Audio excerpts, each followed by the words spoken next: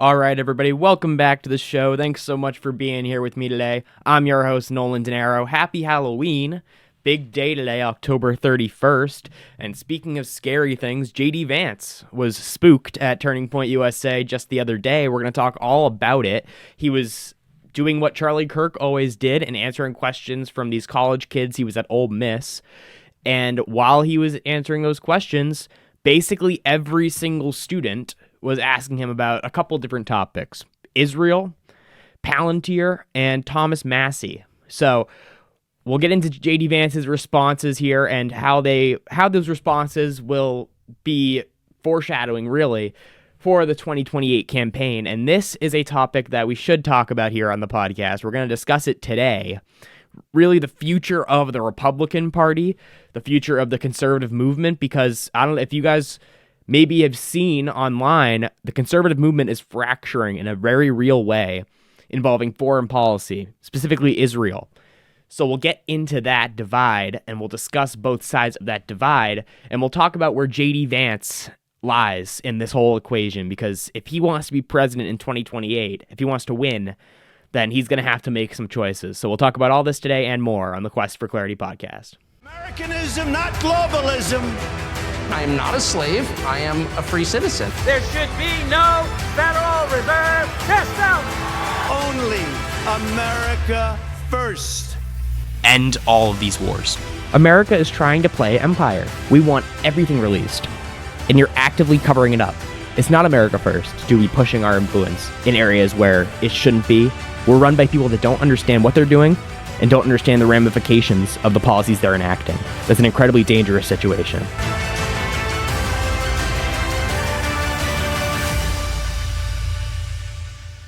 All right, everybody, before we begin, if you wouldn't mind going right down below this video and hitting like and subscribe, I'd really appreciate it. Also, if you wouldn't mind going to my Instagram, X, and Spotify accounts and giving all those a follow, I'd really appreciate that as well. But let's get right into the news of the day. So for those who, of course, have been following the developments within Turning Point USA, which was Charlie Kirk's organization, you would know that they are on a tour right now featuring some of the biggest names in conservative politics. They've had Tucker Carlson, Michael Knowles, Megyn Kelly, all these big figures in the conservative movement basically be there on these different tour stops where they go to universities and do what Charlie Kirk used to do. Give a quick speech and then answer the questions from the line of students in this auditorium of any questions they have. It's an open mic. So just yesterday, or just 2 days ago actually, JD Vance was one of the featured speakers on this tour, which just to before we begin what the actual substance was, it is very interesting that the Vice President of the United States would do something like this, where it's an open mic, anyone can ask him anything. It is incredibly risky, and that should be acknowledged, and that is, for all I've said about JD Vance, he does deserve some credit for that. I think he understands the environment he's in, and I think he does know what people say about him online, whether it be about Palantir or Peter Thiel, and I think he realizes this is the type of thing he would have to do to get some trust back from the Republican youth. So JD Vance is with Erica Kirk, actually, at this tour stop at Ole Miss, and he gives a speech, he gets some applause, and then he begins the line of questioning. And for those who watched it, or I'm going to show some clips here today, basically every other question was about Israel, Palantir, Thomas Massie, Miriam Adelson, Donald Trump's ties to Israel. It was a showdown, really. JD Vance was just getting beat up by all these questions, and JD Vance had to be quick on his feet and address these concerns, which, for those who are paying attention, are the main concerns, specifically with the youth in the conservative movement on the Republican Party. So JD Vance was forced, really, to confront the base and answer their questions about all this stuff. So we're going to go to the first clip here. This is what JD Vance had to say about our sending of billions and billions of dollars to Israel. This was probably the most viral clip of the night. Take a look. Thank you for the opportunity to speak. I'm a Christian man, and I'm just confused why that there's this notion that we might have owe Israel something, or that they're our greatest ally, or that we have to support this multi-hundred-billion-dollar foreign aid package to Israel to cover this, to quote Charlie Kirk, ethnic cleansing in Gaza. I'm just confused why this idea has come around, considering the fact that not only does their religion not agree with ours, but also openly supports the prosecution of ours. Yeah, so let me say a few things about this. First of all, when the President of the United States says America first, that means that he pursues the interests of Americans first. That is our entire foreign policy. And that doesn't mean that you're not going to have alliances, that you're not going to work with other countries from time to time. And that is what the president believes, is that Israel, sometimes they have similar interests to the United States and we're going to work with them in that case. Sometimes they don't have similar interests to the United States. And this example, the most recent Gaza peace plan that all of us have been working on very hard for the past few weeks, the president of the United States could only get that peace deal done by actually being willing to apply leverage to the state of Israel.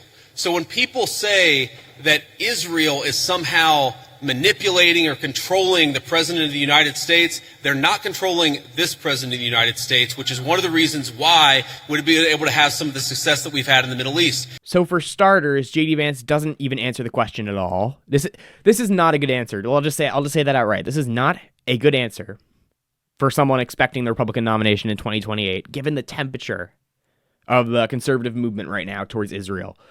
For JD Vance to not even address the billions of dollars at all, once in that answer, for him to not even address what the student called an ethnic cleansing, and I would agree with that term, for him to not even address these concerns with the fact that we're sending billions, hundreds of billions to Israel to help them with an ethnic cleansing campaign in Gaza that obviously doesn't help our interests and is just completely inhumane. He doesn't address that at all, and instead goes into this defense, this very political, this very plastic defense of the Trump administration's policy towards Israel. So this is a problem, because if he understands the climate at all around Israel, he'd know that the young Republicans are very critical of what Donald Trump's policy has been towards Israel. And that's just the truth. So this is a problem JD Vance is going to have to address before 2028. He's going to need to clean this answer up, because if this is what we're going to see going into 2028, this is just the beginning. He's going to get much harsher questions than these along the campaign trail, whether it's in Iowa or New Hampshire or South Carolina. He's going to get much tougher questions than these. He's going to be involved in back and forth where the student will actually be able to respond to what JD Vance said. And if he doesn't seem to have even the slightest idea of what the student is even asking, if he doesn't seem to understand the climate on the ground, which it's a weird mix, because I think he does understand, but I think he doesn't know where to go with it yet. If he doesn't give a good answer, then it's going to really hurt him with the young Republicans, including me. So that's what he said about Israel there. He was also asked about Miriam Adelson, and this was, for those who remember, just about a couple weeks ago, at the beginning of this peace plan in Gaza, Donald Trump went to Israel, to the Knesset, and was giving a speech in celebration of this ceasefire deal, and Miriam Adelson was in attendance. And Miriam Adelson is this Israeli citizen. She's a dual citizen.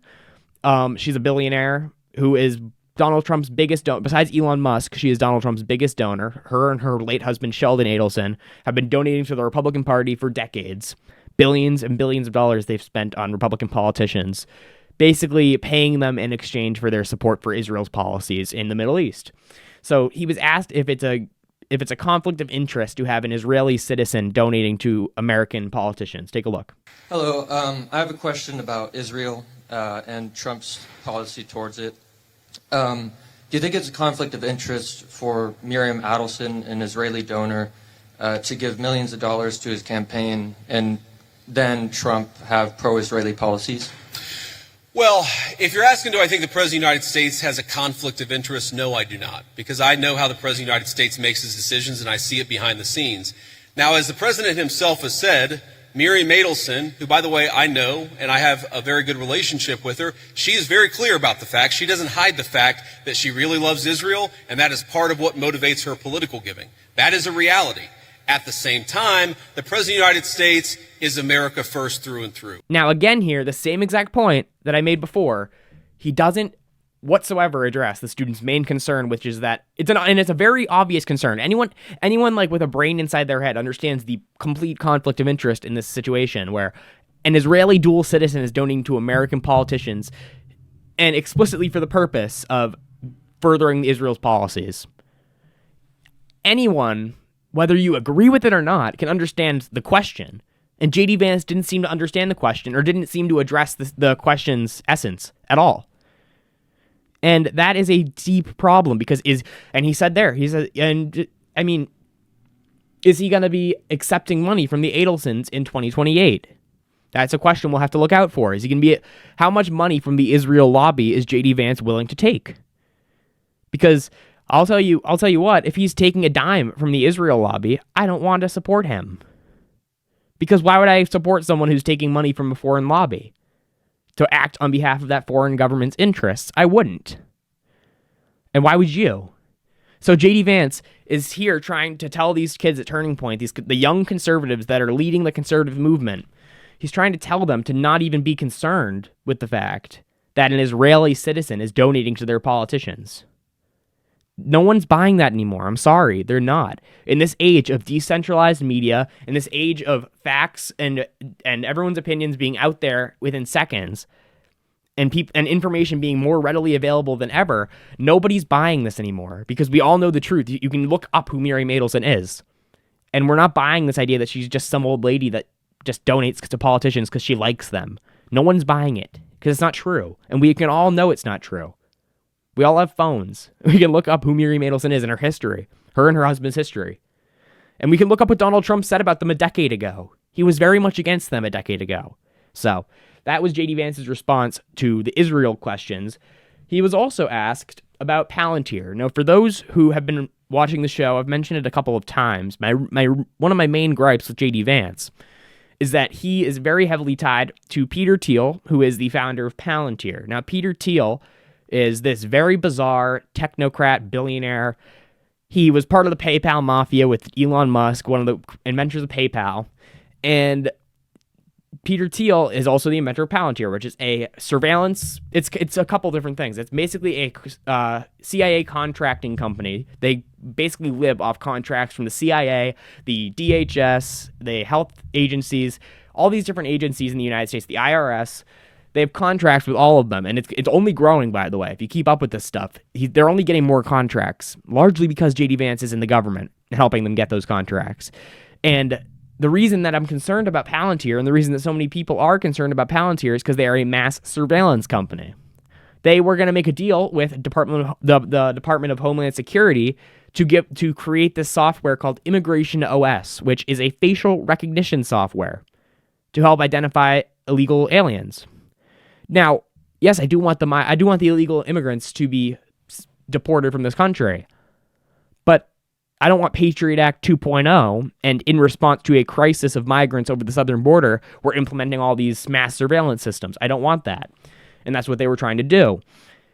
And also, Peter Thiel is very much in bed with the Israeli government. Peter Thiel gave the Israeli government software and technology to use that same type of facial recognition technology to track down Palestinians and kill Palestinians.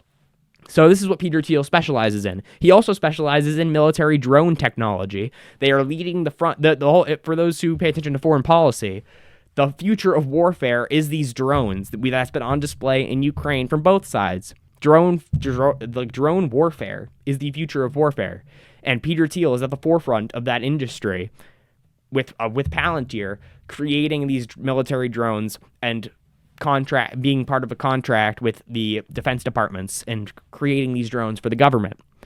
So that is Peter Thiel, and JD Vance received $15 million from Peter Thiel back in 2022 for his Senate race. Peter Thiel helped him start his venture capital firms back in the 2010s. He met Peter Thiel back at Yale University, and he said it was the biggest, most important day of his life. And they've just been very close friends for over a decade. And it's a completely fair question to ask, why is JD Vance friends with this oligarch who has a very weird personal life and it goes on every podcast he can and talks about the Antichrist. It's very bizarre. So that's a fair question. Let's see what JD Vance had to say about that. I have a question. Do you condone large private corporations such as Palantir hoarding data caches on U.S. citizens?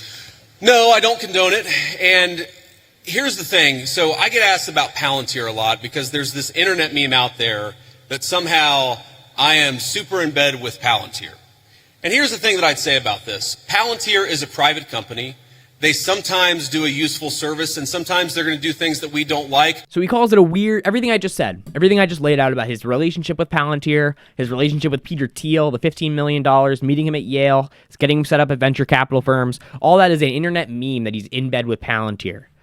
No, it's the facts. What are you talking about, JD? How about, it's because this is the, and I saw Tim Dillon mention this on Joe Rogan like a month ago, and it was funny, and it's true, because if you remember 2024, JD Vance was going on all these podcasts with Theo Vaughn and Tim Dillon and Joe Rogan, and it was all very lighthearted, and they just had a nice conversation.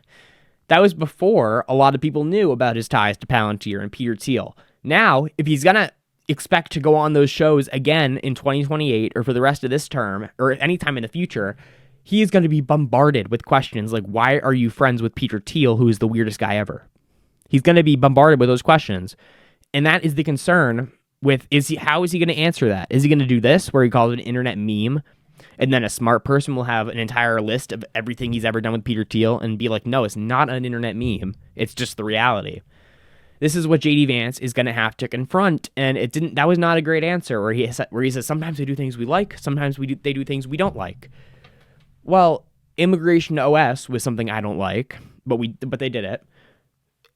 Using facial recognition technology to murder Palestinians is not something I like, but they did it anyway.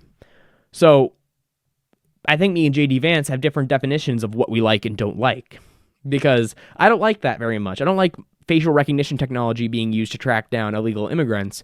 Yes, I want them deported. I don't want to enhance the national security apparatus or increase the national security apparatus and their reach into the private lives of citizens to do that. That's a reasonable ask. And I don't know if JD Vance was, I think the reports say JD Vance was behind that contract. JD Vance lobbied to get Peter Thiel that contract for Palantir. And that is concerning. That is concerning. So that is his answer about Palantir. And the last question that he was asked of the night was about Thomas Massie. Now, Thomas Massie is my favorite congressman, the best member of Congress. He is the Libertarian Republican from Kentucky. And he has been the best person in Congress on either side. On Israel, he's been the best person in Congress on the Jeffrey Epstein files. And he's been the best person in Congress about radical spending. He is just overall the best person in Congress.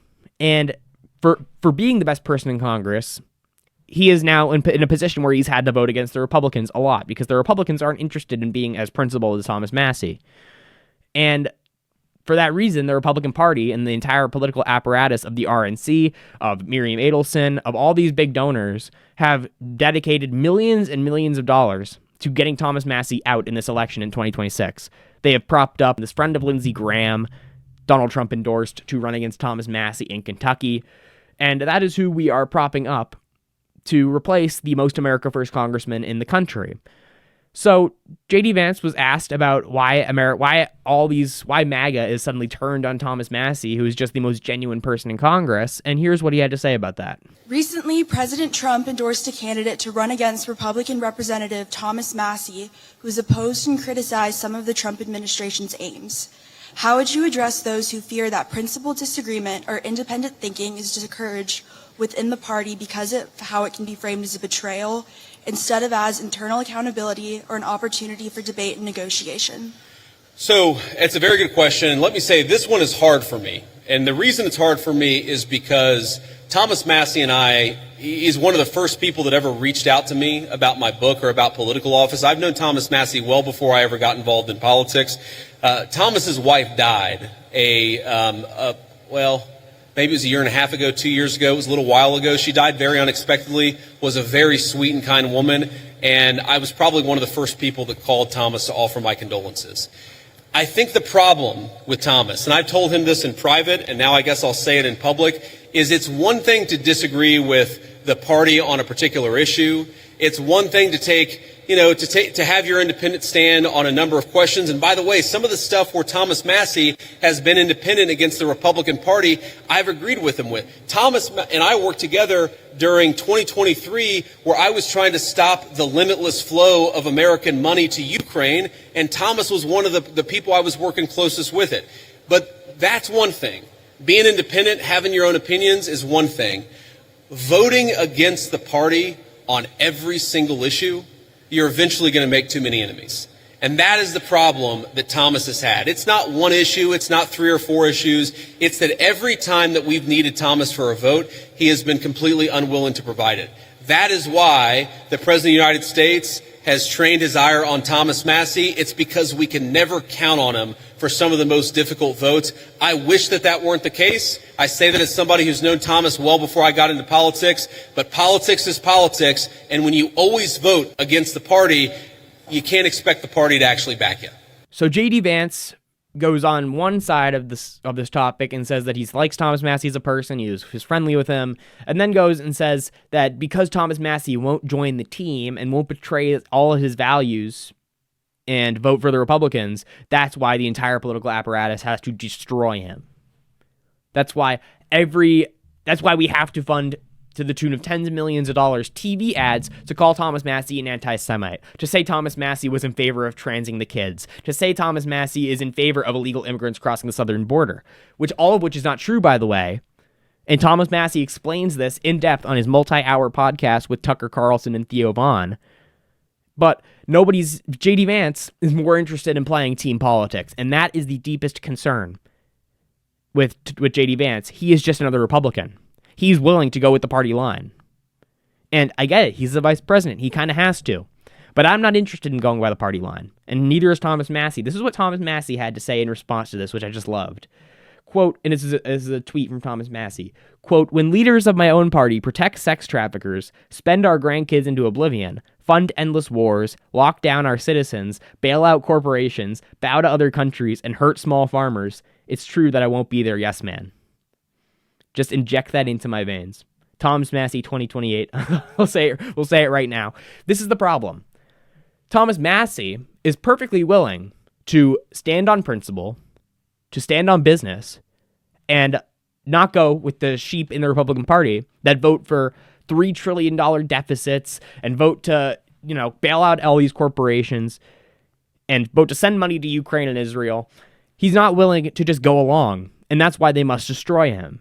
That's why JD Vance says here he can't expect to get support from the Republican Party if he doesn't vote Republican. Well, here's some news to JD Vance that I think he needs to get into his head. In 2028, you cannot expect the support from the young conservatives like myself if you're not willing to put America first, if you're not willing to say that we shouldn't be deeply entangled in Israel, if you're not willing to say we should pull out of Ukraine, if you're not willing to say we should cut government spending, if you're not willing to say these things, these very simple, basic things, then you can't expect to get our support. It's always this game with both parties where they set the table, they put these two options up there, and they expect it's on you people, the voters, to play this team sport, and we're all a team, and we actually have to go win it for them. It's up to us to win it for these guys, to give them power, so that they can help bail out their buddies in the corporate elites. That's the game. They treat you like players and like pawns in the chess game. To go out and vote for them every election, every midterm, to vote Republican down the ballot, so that they can get in and do whatever they want with that power, and then 4 years later expect you to go out and do the same thing again. No matter how you feel, no matter how they performed during those 4 years, you're still expected to keep the red jersey on and not question anything and just go vote Republican, because what are you going to do? Vote for a Democrat? It's time for us to start assessing our options, and one of those options, which nobody seems to ever consider, is maybe we won't vote. Maybe we won't turn out. Maybe I won't roll out of bed in early November of 2026 and 2028 and make my way out the door in the morning to get in line to go vote for Republicans down the ballot to cover up the Epstein files. Vote for Republicans to bomb Iran. Maybe I won't do that. You're allowed to consider that. As much as they say it's your fault if we lose, the Republican voters didn't get out. The young Republican men didn't get out to vote. No, that's not how this works. You work for us. What are you going to do for us? It's not on us. We're not this. You guys are the team that we vote for and we put in power to carry out our agenda. It's not the other way around. You don't get to sit in government for 4 years and do nothing but cover up the Epstein files and go to war for Israel and go to war in Venezuela and run $2 trillion, $3 trillion deficits. You don't get to do all that and then expect us to all turn out passionately to support your next 4 years. Sorry. And if JD Vance wants to separate himself from the failure of decades of Republicans, then he's going to have to make that known. He can't give these politically diplomatic answers on issues like Israel and issues like Palantir, these issues that are occupying the discourse on the Republican side. There is, I don't know if JD Vance is aware, but there is a major civil war right now in the Republican Party, in the conservative movement. There are the people who want to put America first, and there are people who want to put foreign countries first. And that is what JD Vance has to decide. What team is he on? Is he going to take the money from the foreign interests, from the corporate interests, or is JD Vance going to get the votes from the people that don't want any of that? That's what he has to decide right now. It should be an easy choice. But as we've seen throughout this whole first year of this term, whenever things come up that JD Vance, the leaks come out into the media and say JD Vance is against this. JD Vance on the inside is fighting against this. With the Houthis back in February and March, when we were bombing the Houthis on behalf of Israel, JD Vance internally, supposedly, was the one person against this. He said this is not what we campaigned on. But he's unwilling to actually say it. He's unwilling to make it known. He's more concerned with having power and being vice president and eventually being president and staying in the good graces of the administration than actually standing on principle. And that right there is disqualifying. I'm sorry. It is. I know it hurts politically. I know it's not convenient. I know it might cause a rift here or there. But if you're not going to if you're not going to tell the truth now that we put you in power, then what are you there for? What do we vote for you for? And now you're going to have the audacity to expect our vote, to have the entire Republican apparatus, Conservative Inc., come out and tell us we must vote for JD Vance because if not Democrat? How about no? How about I don't just have to accept the status quo every single time? How about I don't have to just eat it up? The slop that you throw on the table. I can choose actually to not eat. Thank you very much. I don't have to eat what you guys serve up on the table every single November, every 4 years. Sorry. You got to do better. If you want the votes, you got to do better to earn the votes. That's how this works. So that's where we'll leave it off for today. We'll see where this goes. I'll say it. I said it already in this video. I'll say it again. Thomas Massie, please consider running for president to at least primary JD Vance and at least hold his feet to the fire and make him answer the tough questions on the debate stage. That is what I'm urging Thomas Massie to do. I would be completely supportive of that campaign. So we'll see what happens. Thank you guys so much for watching. Please leave a like and subscribe down below. If you wouldn't mind going to my Instagram, X, and Spotify accounts and giving all those a follow, I'd really appreciate that as well. And I'll see you guys in the next episode. Have a good day. Happy Halloween. Americanism, not globalism. I am not a slave. I am a free citizen. There should be no Federal Reserve System. Only America first.